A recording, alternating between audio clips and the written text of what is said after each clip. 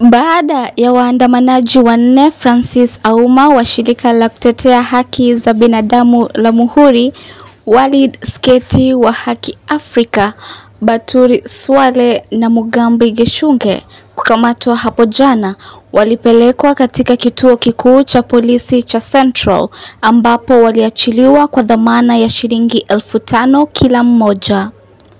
Leo hii waliwasilishwa mahakamani mbele ya Jaji Mkuu Gladys Olimo, ambaye alieleza kuwa hakuwa amepokea kesi yoyote kutoka kwa polisi. Kwa mujibu wa ofisi ya mkurugenzi wa mashtaka ya umma ODPP tawi la Mombasa, kesi hiyo imepelekwa kwao ili watoe ushauri wa kisheria. Akizungumza na 001 FM, Francis Auma alisema kuwa walikamatwa kwa kosa la Akizungumza na 001 FM, Francis Auma alisema kuwa walimkamata kwa kosa la mkusanyiko usio halali, huku Willy Batuli akikamatwa na mashtaka mawili ambayo ni mkusanyiko usio halali na kosa la kumshambulia afisa wa polisi. Auma alieleza kuwa walikuwa wamewasilisha barua kwa polisi wakitoa taarifa kuhusu nia yao ya kuandamana, lakini hawakupewa kibali hadi walipowasilishwa na tume ya huduma ya polisi, yani IPOA. Majina naitwa Francis Auma, mimi ni ofisa wa dharura shirika la Muhuri. Sisi kama wakereketo watetezi wa haki za kibinadamu, wiki jana notify police kuwa tunafanya maandamano, ambapo maandamano yalikuwa ifanyike tarehe 17. Sasa polisi wa Central Police Mombasa walikataa kuchukua notification yetu, na tukuwa na budi, manake lazima tufanye maandamano, ni haki yetu ya katiba.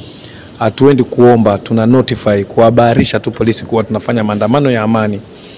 Jana tarehe 17 basi tukatoka tukaenda IPOA kuwajulisha kuwa polisi walikataa notification yetu na sisi tunaendelea na maandamano. Walikuwa polisi zaidi ya 300. Wakatuzuia, baadaye tukarudi na hii line ya kwenda posta hivi, wakatusimamisha, wakatushika, wakatupiga sana na tukashikwa watu 4. Tulishikwa mwendo wa saa 5 jana tarehe 17 mwendo wa saa 5, tukapelekwa Central Police, wakatuprocess. Tukakaa sana kuanzia saa 5 mchana mpaka saa 1:30 usiku, na kulikuwa na back and forth mingi sana kwa polisi. OCS anasema ana order from the above tusiachiliwe, mpaka tukaambiwa Inspector General of Police ndiye alipiga simu kuwa tuachiliwe.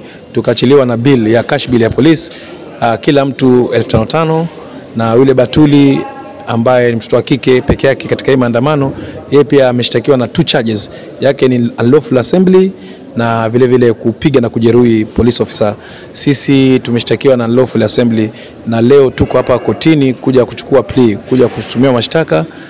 Naye Blandly Ouna, mwanaharakati wa haki za kibinadamu, alikosoa vikali matumizi ya nguvu kupitia kiasi na maafisa wa polisi walipokuwa wakiwatawanya waandamanaji.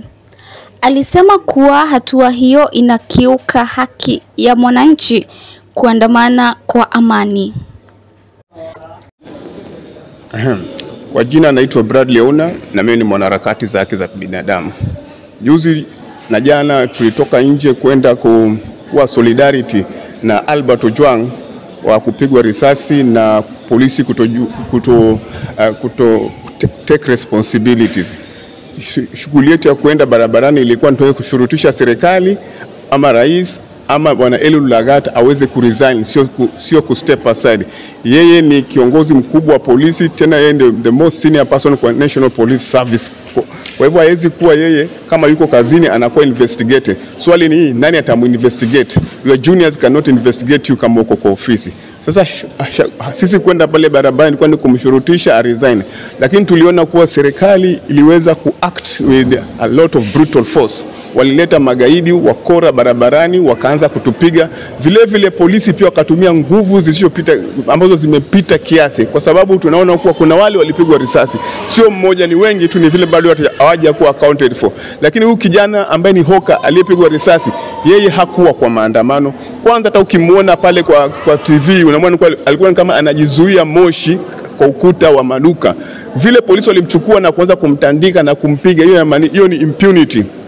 hiyo ni extrajudicial killing wanafanya, na wanafanya vile kuweza kututisha ndio tusirudi kwenda barabarani. Tunasema tutarudi barabarani kushurutisha Bwana Langat a resign, na pia vile tunaenda tarehe 25 tukisema kuwa wale waliuawa wakati ya maandamano ya mwaka jana lazima wapate haki. Sawa. Standard. Nikiripotia 001 FM, langu jina ni Ivo.